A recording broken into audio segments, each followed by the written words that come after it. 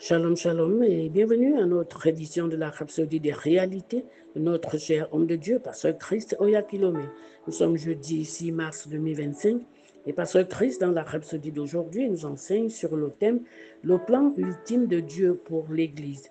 Il tire son verset d'ouverture du livre d'Éphésiens, chapitre 4, verset 13, qui dit « Jusqu'à ce que nous soyons tous parvenus à l'unité de la foi et de la connaissance du Fils de Dieu, à l'état d'homme fait, à la mesure de la stature parfaite de Christ. » Pasteur Christ explique et il dit, le verset ci-dessus révèle le dessein de Dieu de nous amener l'Église à un état de maturité où nous ne sommes plus des enfants ballottés à tout vent de doctrine, mais affermés dans la foi. C'est son plan ultime, nous amener dans la plénitude de Christ.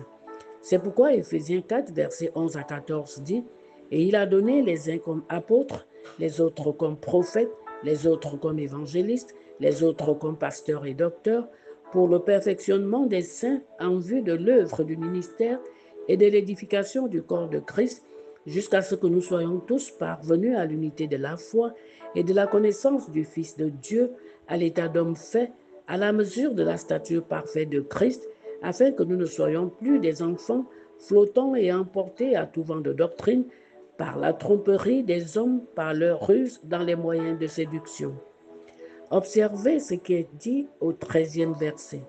Jusqu'à ce que nous soyons tous parvenus à l'unité de la foi et de la connaissance, épignosis du Fils de Dieu, à l'état d'homme fait, à la mesure de la stature parfaite de Christ. Il ne s'agit pas d'une promesse vague ou abstraite.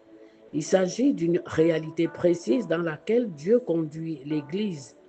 Contrairement à la croyance selon laquelle la perfection est inatteignable sur terre, l'Écriture affirme clairement le contraire. La parole déclare que nous pouvons atteindre la perfection, non pas lorsque nous arriverons au ciel, mais ici sur terre. Et c'est dans cette intention et ce but que Dieu travaille en nous. Le Seigneur amène l'Église à cet état de maturité et alors l'enlèvement aura lieu.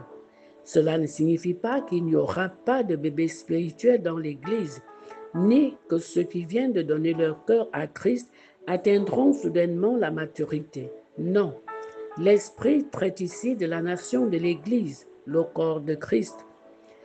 La somme totale de notre compréhension, de notre marche en Christ, de notre conscience, sera celle de ceux qui sont parvenus à la maturité, à la complétude, à la plénitude et à la perfection.